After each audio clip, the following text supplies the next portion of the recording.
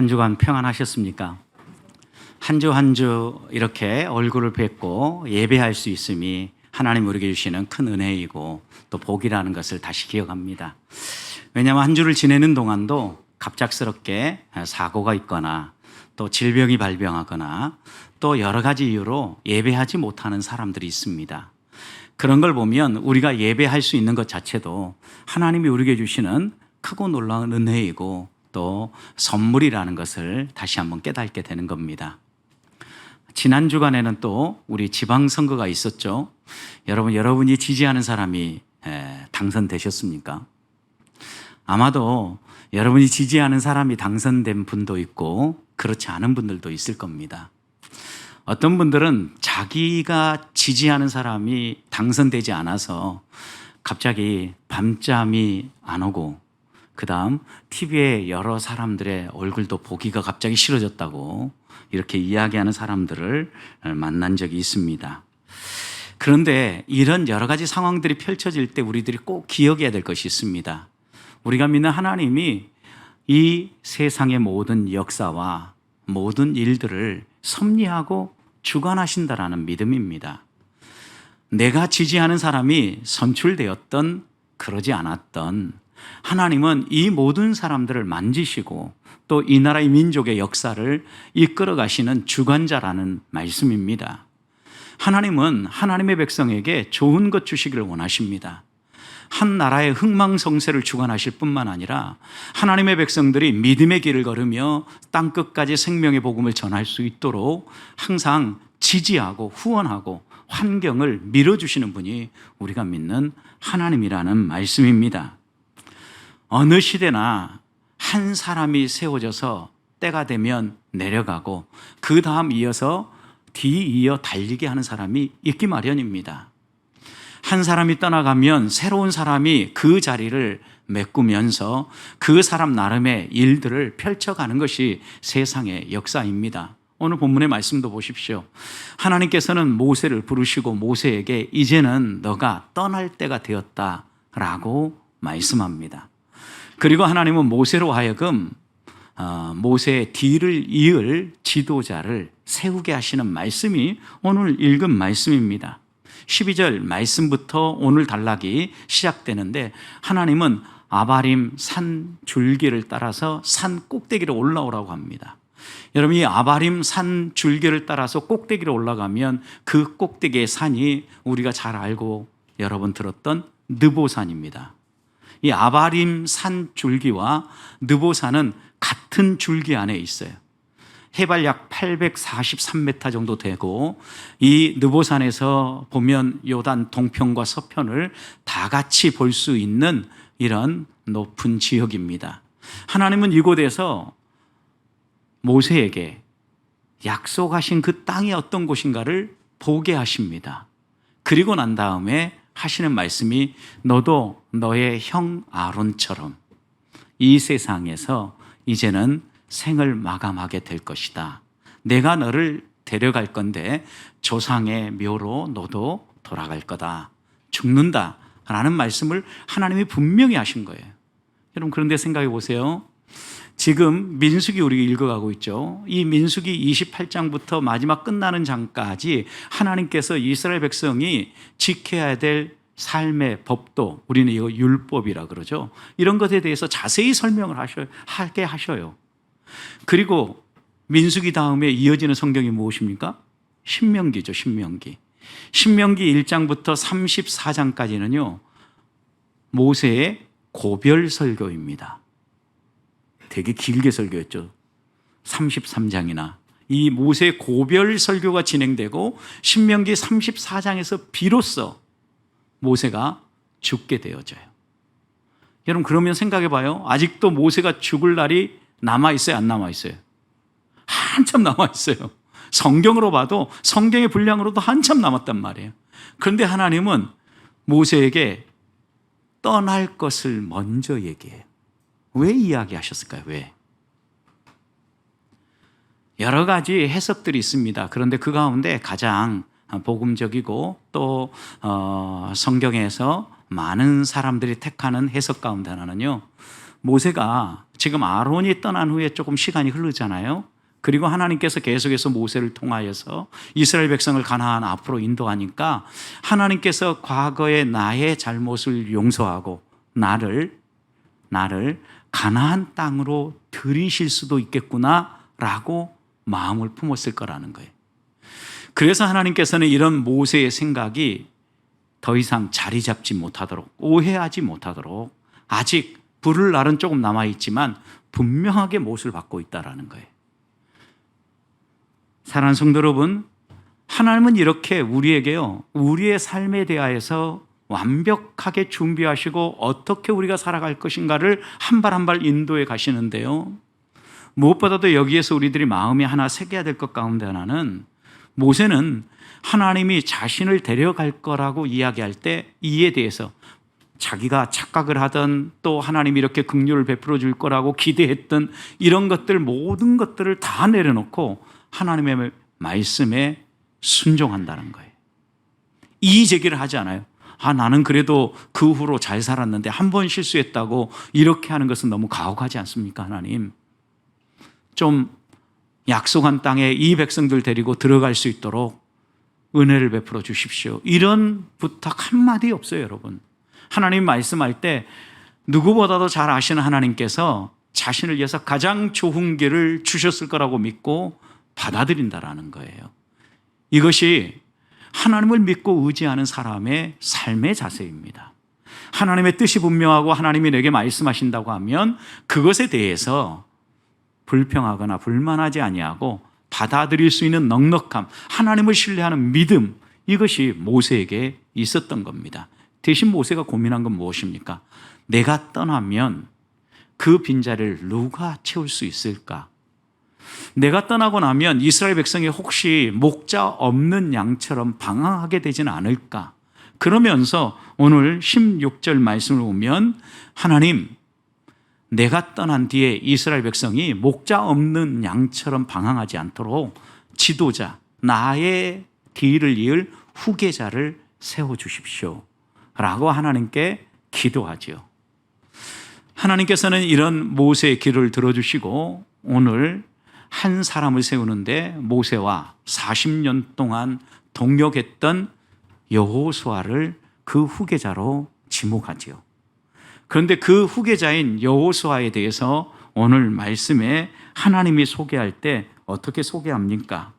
하나님은 한마디로 여호수아를 소개함에 있어서 18절에 그 안에 하나님의 영이 머무는 사람이다 라고 소개를 합니다.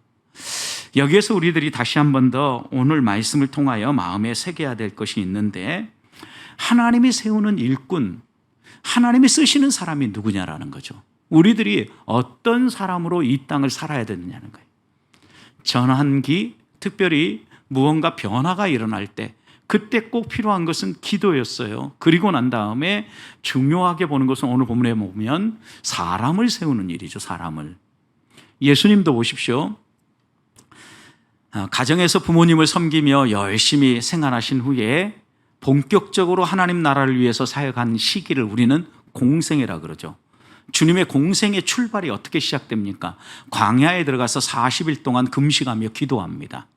그리고 난 다음에 이 금식 기도가 끝나고 난 다음에 사탄의 시험을 지나고 난 다음에 예수님께서 첫 번째로 하신 일은 뭐 하신 일?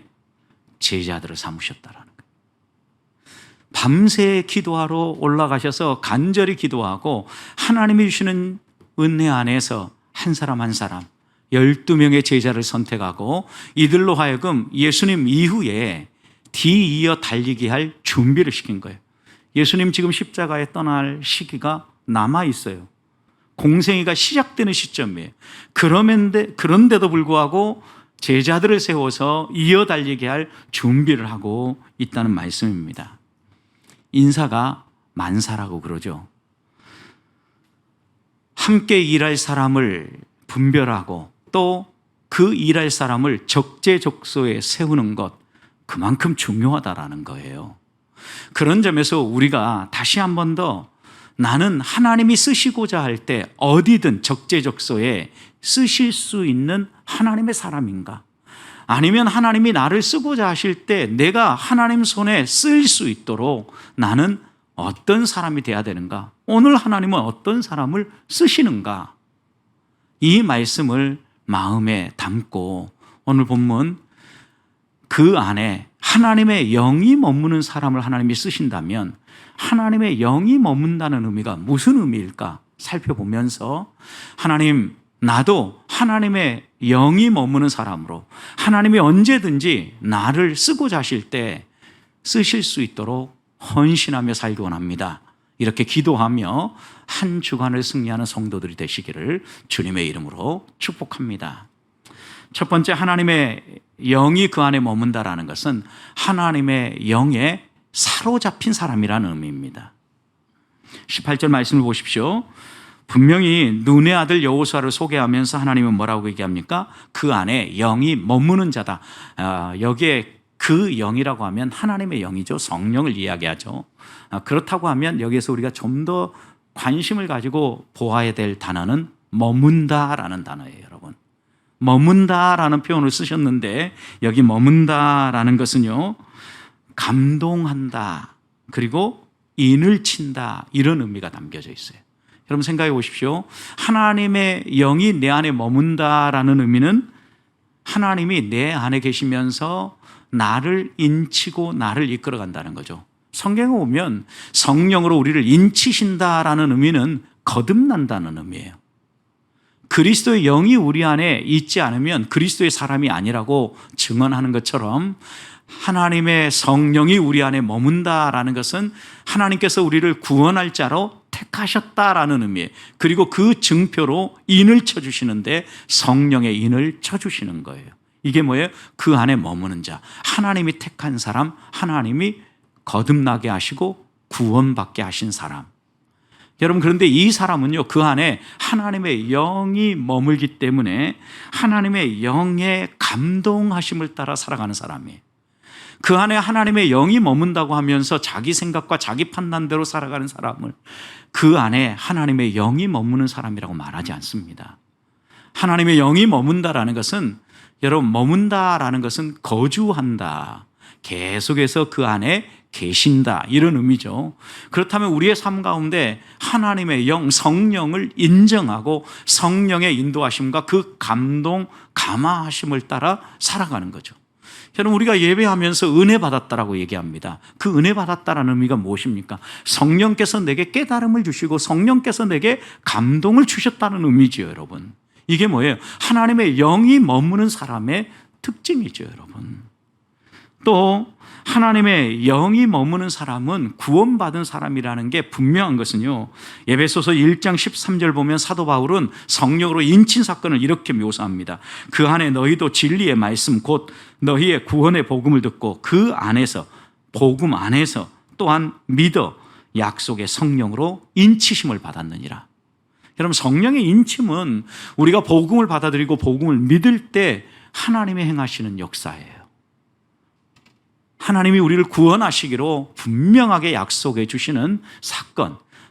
너는 어떤 상황에 있든지 내가 끝까지 책임져 준다 라고 이렇게 딱 인치는 사건이 성령으로 인치는 것, 우리 안에 성령이 머무는 사건이에요. 에베소서 4장 30절에서도 하나님이 우리를 이렇게 인치고 우리를 지켜보호하시는데 언제까지 보호하시는지 이렇게 얘기합니다. 하나님의 성령을 근심하게 하지 말라. 그 안에서 너희가 구원의 날까지. 언제까지요? 구원의 날까지. 하나님 우리를 구원하시는 날까지 인치심을 받았느니라. 그러니까 하나님의 인치심은요, 우리가 구원받을 그때까지 흔들림 없이 계속되어진다라는 것을 말씀하고 있는 거죠. 또 하나 머문다는 의미 속에는요, 사로잡는다, 지배한다, 이런 의미가 있어요. 누가 어디에 머물면서 함께 하면서요, 사로잡는다라는 의미가 담겨져 있는데, 여러분, 성령에 사로잡힌다는 의미가 뭐겠어요? 우리는 흔히 이런 표현을 뭐라고 그러냐면 성령 충만한 삶으로 묘사합니다. 성령에 사로잡혀서 살아가는 사람은요, 자신의 생각과 자신의 판단대로 살아가는 사람이 아니라 성령께서 감화하시고 교훈하시는 대로 살아가는 사람이에요. 사도행전 8장에 보면요, 빌립 집사님 이야기가 나오죠. 초대교회 7 집사를 세울 때 하나님께서 어떤 것을 가장 중요한 기준으로 제시하십니까? 성령이 충만한 사람, 그리고 백성들에게 칭찬을 받는 사람을 집사로 세웠어요.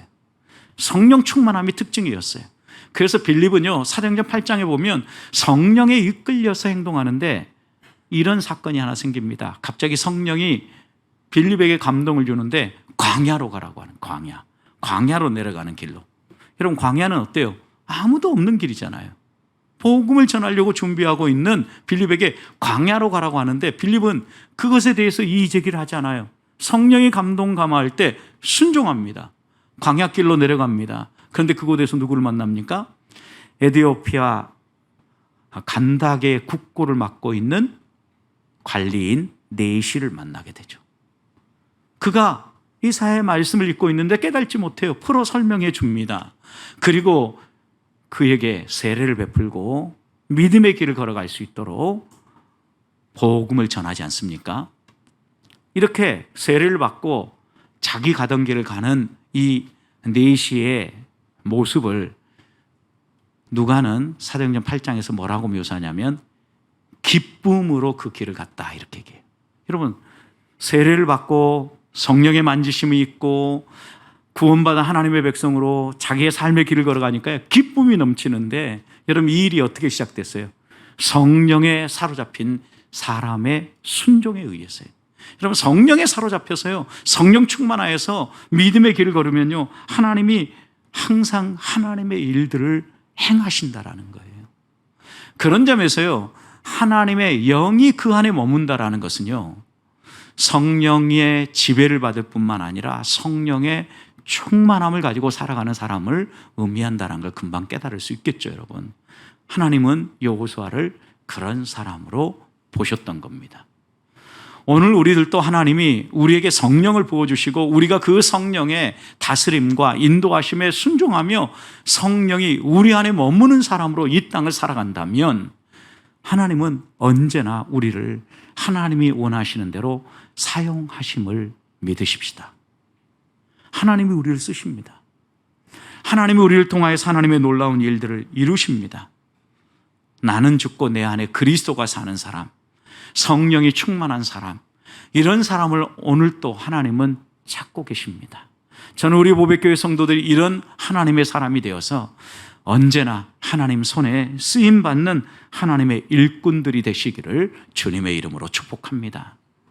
두 번째는요, 하나님의 영에 사로잡힌 사람은요, 반드시 변화가 일어납니다. 하나님의 영에 사로잡혔다는데도 변화가 없는 사람은 없어요. 오늘 16절 말씀 보십시오. 하나님을 소개하는데 어떤 분을 소개합니까? 여호와 모든 육체의 생명의 하나님이라 그랬어요. 모든 육체의 생명의 하나님이라는 의미가 어떤 의미입니까? 믿는 사람이든 믿지 아니하는 사람들 예외 없이 하나님은 우리의 생명의 주관자라는 거예요. 우리를 창조하시고 우리에게 생명을 부여하실 뿐만 아니라 그 생명을 유지하게 하시고 또 그 생명을 거두어도 가신다라는 말씀이에요. 생사화복을 주관하시는 그 하나님께서 여호수아를 세우면서 17절 이렇게 얘기합니다. 그로 그들 앞에 출입하며 그들을 인도하여 출입하게 하사 여호와의 회중이 목자 없는 양과 같이 되지 않게 하옵소서. 모세의 기도죠. 모세가 이렇게 기도하면서 하나님 앞에 하나님이 세우시는 일꾼을 백성들을 인도하는 사람으로, 목자로서 백성들 앞에서 드나들면서 백성들의 필요를 채우고 목자로서 바로 이끌 수 있도록 해 주십시오. 이렇게 기도하고 요청해서 하나님이 내 영이 머무는 사람 여호수아를 세워라, 이렇게 말씀하셨단 말이에요. 여러분, 그런데 이렇게 하나님의 영에 사로잡혀서 이끌림을 받는 사람은요, 증거들이 나타나는데 오늘 본문에서는 바로 여호수아에게 그 증거가 나타나지는 않아요. 이제 여호수아가 사역을 할 때 그 증거들이 쭉 나타나는데, 여러분 먼저 보십시오. 하나님께서 모세를 쓰실 때 출애굽한 이스라엘 백성들에게 시내산에서 언약을 맺고 하나님의 백성으로 살게 하실 때, 십계명을 주실 때 먼저 어때요? 영광 가운데 임하시고 부르시죠. 그래서 모세가 시내산에 올라가요. 시내산에 올라가서 얼마 동안 있습니까? 40일 밤낮을 머물렀다 그랬어요. 근데 40일 밤낮을 머물고 내려오는 모세의 모습이 어떠했어요? 출애굽기 34장 29절 말씀을 보면 모세가 그 증거의 두 판을 모세의 손에 들고 시내산에서 내려오니 그 산에서 내려올 때 모세는 자기가 여호와와 말하였으므로 말미암아 얼굴 피부에 광채가 나나 깨달지 못했더라 그랬어요. 여러분, 이것은 어떻게 보면 외형적으로 드러나는 것일 수 있지만 40일 동안 하나님 앞에서 교제하고 기도하고 하나님의 율법을 받아서 들고 내려오는 이 모세의 얼굴에 광채가 났다라는 거예요. 그리고 이것을 바울은 고린도서에서 수건으로 가려서 백성들이 모세를 두려워하지 않도록 했다라고 기록하죠. 출애굽기 34장 30절에서도 이렇게 기록을 합니다. 모세의 얼굴 피부에 광채가 남을 보고 그에게 가까이 하기를 두려워했다. 누가요? 백성들이. 여러분, 이 이야기는 하나님과 교제하고 그 안에 영이 머물고 하나님과 친밀한 관계를 유지하는 사람은요, 반드시 이렇게 얼굴에 광채가 빛나는 것처럼 자신은 깨달지 못한다 할지라도 하나님이 이루시는 변화가 반드시 따른다라는 거예요. 왜요? 그 안에 하나님의 영이 머물기 때문에 하나님이 이렇게 놀라운 변화를 이루어 가신다라는 거예요. 그리고 하나님은 하나님의 백성을 부르시고 이스라엘 백성을 하나님의 사람들로 갖고 가실 때요, 하나님께서 이스라엘 백성을 만지시면 이들이 변화된 모습을 그를 보는 세계 모든 만민이 알고 인정하게 하겠다, 반복해서 얘기하셨어요. 이사야 61장 9절, 그들의 자손을 문 나라 가운데 그들의 후손을 만민 가운데 알리리니 무릇 이를 보는 자가 그들은 여호와께 복받은 자손이라 인정하리라 그랬어요. 여러분, 하나님이 택하시고 하나님이 그 안에 하나님의 영이 머물게 하는 사람은요, 반드시 변화가 일어나세요. 야, 저 사람 정말 복받은 사람이야 라고 이렇게 사람들이 인정하게 해주겠다라는 겁니다. 사랑하는 성도 여러분, 여러분은 불신자들이 여러분을 볼 때, 야, 무슨 복이 그렇게 많아, 당신은 정말 복받은 사람이야, 이런 얘기 듣고 계십니까? 아직 못 듣고 계신다면 꿈꿔야 됩니다, 우리가. 왜요? 하나님이 약속하신 일이잖아요. 그러니 우리가 이런 꿈을 꿔야 돼요. 하나님이 약속하신 것 누리면서 우리 주변에 있는 사람들에게 이렇게 우리가 복받은 사람이라는 것이 드러날 때 어때요? 복의 통로가 되어지고 아브라함을 복의 근원으로 세운 것처럼 우리를 통해서 우리 주변에 있는 여러 불신자들에게요, 하나님을 소개하고 하나님의 사랑을 전하게 하신다라는 거예요. 그런 점에서 우리는요, 하나님이 우리 안에 머무면서 하나님의 영인 성령이 머무면서요, 복된 삶을 살게 해주시고 복받은 자라는 것을 우리 주변에 있는 사람들이 인정하게 한다는 말씀입니다. 사도 요한도 요한일서 4장 13절에서 이렇게 증거합니다. 그의 성령을 우리에게 주심으로 우리가 그 안에 거하고 그가 우리 안에 거하시는 줄을 아느니라. 성령이 우리 안에 거하면 주변에 있는 사람들이 보고 어때요? 안다라는 거, 안다. 여러분, 그런데 성령이 거한다라는 거 어떻게 합니까? 성령이 거하면 육체의 소욕을 따르지 않고 성령의 소욕을 따라 살아가면서 성령의 열매를 맺힌다라는 거죠. 여러분, 우리 안에 누가 머물고 있는가를 확인할 수 있는 방법은요, 우리의 삶에 맺혀지는 열매를 통해서 아는 거죠. 성품이 변화되어지고 성령의 열매가 맺혀지고 하나님이 복받은 사람으로 주변에 있는 사람들이 보고 알 수 있도록 인정받게 해 주실 때 내 안에 성령이 머물고 내 안에 성령이 계심을 우리는 분명히 확인할 수 있다는 말씀입니다. 사랑하는 성도 여러분, 여러분 안에 성령이 머물고 계십니까? 성령이 머물고 성령이 우리와 함께 하시면 반드시 변화가 있어야 됩니다. 지난해 11월 연말이죠. 우리나라 성인들에게 12가지 직업을 제시하고 가장 부러운 직업이 무엇이냐고 물었습니다. 여러분, 뭐가 1등으로 뽑혔을 것 같습니까? 여러 가지 직업군을 제시했는데요, 재밌게도 가장 부러운 직업, 건물주. 이게 농담이 아니라 직접 조사한 조사에 의해서 요즘은 조물주 위에 건물주 있다 그랬는데요, 진짜 이게 우리나라 성인 모두가 가장 부러운 직업 가운데 하나를 건물주를 뽑았어요. 그 다음 두 번째는요, 창업한 기업의 CEO. 왜냐하면 여기는 많은 변화가 있을 것 같고 뭔가가 있을 것 같잖아요. 세 번째 부러운 직업은 뭐였냐면요, 대기업의 임원 이렇게 뽑았어요. 12 직업군이 막 많이 있는데 이렇게 뽑았어요. 그러면 한 번 더 물었어요. 그러면 가장 존경하는 직업은 뭐냐? 여러분, 부럽다는 것과 존경하는 건 달라요. 존경하는 직업을 물었더니 1위가 국경 없는 의사회의 의사를 뽑았어요. 아무런 보수 없이 분쟁이 있는 지역, 그리고 어려운 지역에 찾아가서 의술을 베푸는 사람들을 가장 존경하는 직업군으로 뽑았어요. 아직 우리나라도요, 양심이 살아있어요, 여러분.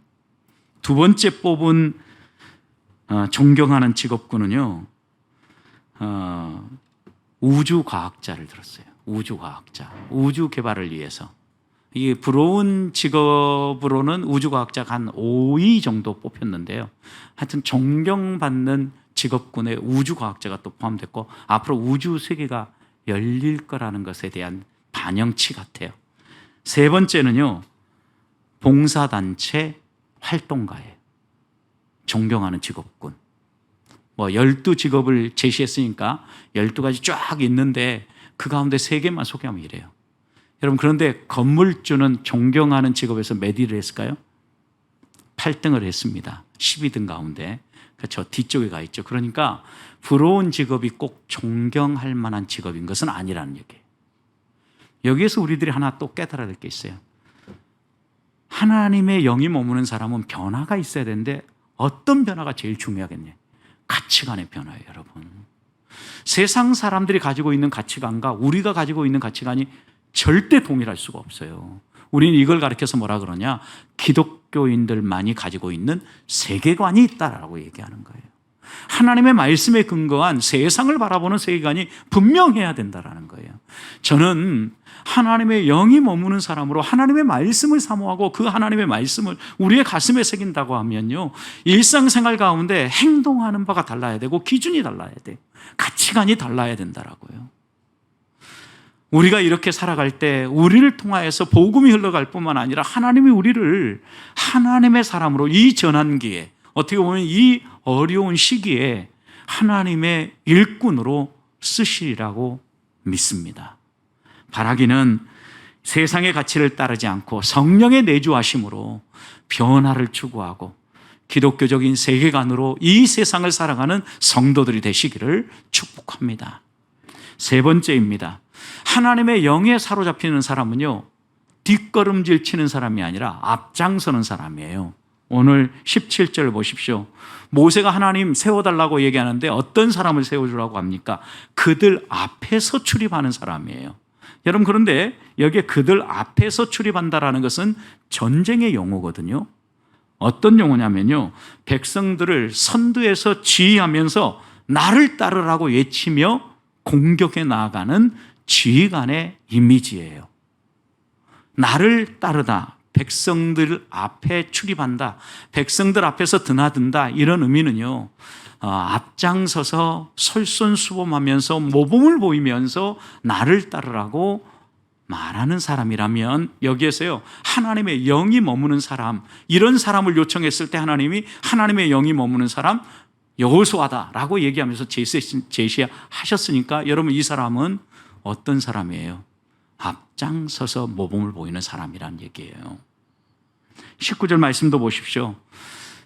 하나님께서 이제 여호수아를 세워라, 그리고 여호수아를 지도자로 위임하라고 하면서 제사장 엘르아살과 온 회중 앞에 여호수아를 세우라는 거죠. 그리고 그들의 목전에서 그들 앞에서 위탁하라는 거죠. 사람들 보는 앞에서 위임하라는 거예요.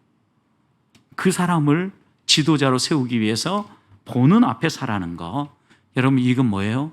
어디를 가도 무엇을 해도 이 사람은 모든 백성들 앞에 지도자로서 살아갈 수 있도록 하라는 거예요. 다른 말로 표현하면, 앞에 말씀과 연결하면 앞장서고 본을 보이고 언제 어디에서나 내가 이런 사람이라는 정체성을 잃지 않고 살아가라는 거죠. 여러분, 그러니까 하나님의 영이 머무는 사람은요, 앞장서 본을 보일 뿐만 아니라 내가 누구인지 정체성을 흐트리지 않고 항상 살아가는 사람이라고 말할 수 있는 거예요.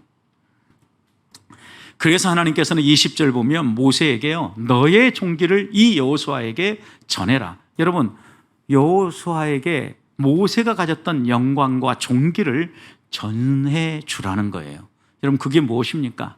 하나님의 말씀을 대언하고 하나님의 뜻을 전달할 때 백성들이 20절 후반절에 보면 복종하는 거예요. 복종하는 거. 여러분, 지도자가 바른 말을 하는데 에이 저거 말도 안 돼, 이러면요 권위가 서지 않는 거죠. 그런데 하나님께서는요, 모세에게 백성들이 그런 것처럼 여호수아에게도 그럴 수 있도록 순종하고 복종하고 따를 수 있도록 하라는 거예요. 실제로 하나님은요, 모세는 특별하게 대우하셨죠. 어떻게 특별하게 대우하셨어요? 직접 만나서 대화하셨어요.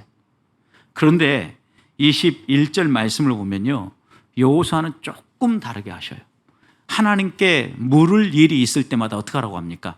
제사장 엘르아살에게 이야기하라는 거예요. 그러면 제사장 엘르아살이 하나님께 기도해서 확인하고 그 뜻을 여호수아와 회중들에게 전달하는 형식으로 말씀하시죠. 하나님께서 모세가 가지고 있었던 존귀를 여호수아에게도 주시는데, 하나 조금 다른 것은 하나님의 뜻을 여호수아가 직접 묻고 확인하는 것이 아니라 제사장 엘르아살을 통하여서 확인하게 하셨다라는 게 한 가지 차이점이에요. 그러나 분명한 것은 뭡니까? 여호수아는요, 앞장서는 사람이었다라는 거예요. 하나님의 영이 그 안에 머물므로. 여러분, 여기에서 우리도 하나 새겨야 될 것이 있습니다. 하나님의 영이 머무는 사람은 앞장서서 싸우지만 하나님의 영이 떠나가면요, 앞장서지 못해요. 뒷걸음질 쳐요. 주춤해요. 성경에 그런 예가 있는데, 사울왕, 여러분 이스라엘의 초대 왕이었던 사울왕, 한번 생각해 보십시오. 사무엘상 28장 6절 보면요, 사울이 여호와께 묻지만은요, 하나님께서 침묵하셔요. 아무런 대답도 하지 않아요. 여호와의 영이 떠나죠. 그러니 어떻게 합니까? 주춤하죠. 나가서 싸우지도 못합니다. 골리앗이 큰 소리 칠 때 나가서 싸워야 돼. 사울은 주저앉아 있죠, 여러분. 정작 나간 사람은 누굽니까? 하나님의 영에 사로잡혔던 다윗이죠. 여러분, 우리가 이런 말씀을 봐도 하나님의 영에 사로잡힌 사람은요, 하나님이 나와 함께 하시고 하나님이 책임진다는 확신이 있기 때문에요, 앞장설 수 있어요. 여기에서 우리들이 하나 깨달아야 될 게 있습니다. 나는 앞장서는 사람인가, 아니면 뒷걸음질 치는 사람인가? 돌아보면서 만약 내가 주춤하고 뒷걸음질 한다면 무엇이 나의 발목을 잡고 무엇이 나로 하여금 뒷걸음질 치게 하는가를 돌아봐야 합니다. 이사야 선지자는요, 우리가 하나님과의 관계 속에서 아무리 부르짖어도 응답하지 않는 이런 일은 언제 일어나냐면요, 우리 안에 죄가 있을 때 그런다 그랬어요. 이사야 58장 1절과 2절 말씀을 보면 여호와의 손이 짧아서 구원하지 못함이 아니요, 여호와의 귀가 둔하여서 듣지 못함이 아니요, 너희가 하나님 앞에 나와도 기도가 응답되지 않고 이루어지지 않는 이유가 있다면 너희의 죄가 하나님과 너희 사이를 갈라놓았기 때문이다 라고 얘기를 합니다. 사랑하는 성도 여러분, 그러니까 우리가 뒷걸음질 치고 주춤하고 있다면 혹시 우리 안에 죄가 있지 않은가 살펴야 된다라는 이야기. 깨끗하게 씻고 거룩하고 하나님을 바라보는 마음을 가지고 하나님이 내 안에 계시면서 내게 말씀하시는 바를 솔선수범하며 모범을 보이며 섬겨 나아갈 때 하나님이 우리를 통하여서 이루고자 하시는 놀라운 일들, 여호수아를 통하여서 가나안 땅을 정복하고 하나님이 약속하신 땅을 주셨던 것처럼 우리에게 약속하신 은혜와 복을 주실 거라는 말씀입니다. 이 믿음 흐트리지 않고 올 한 해 그리고 또 6월 한 달 또 다가오는 한 주를 사십시다. 하나님의 영이 머무는 사람, 그 사람이 누구입니까? 하나님의 감동하심, 성령의 감동하심을 따라 성령의 지배를 받는 사람입니다. 성령의 지배를 받음으로 말미암아 그의 삶이 변화되어서 변화된 가치관과 변화된 세계관을 가지고 세상 속에서 사는 사람입니다. 그리고 하나님이 내게 주시는 것이라고 하면 본을 보이며 앞장서서 하나님이 어떤 분인가를 증언하며 살아가는 사람입니다. 이렇게 한 주를 사시고 한 달을 사시면서 하나님을 기쁘시게 하는 우리 보배의 성도들이 되시기를 주님의 이름으로 축복합니다.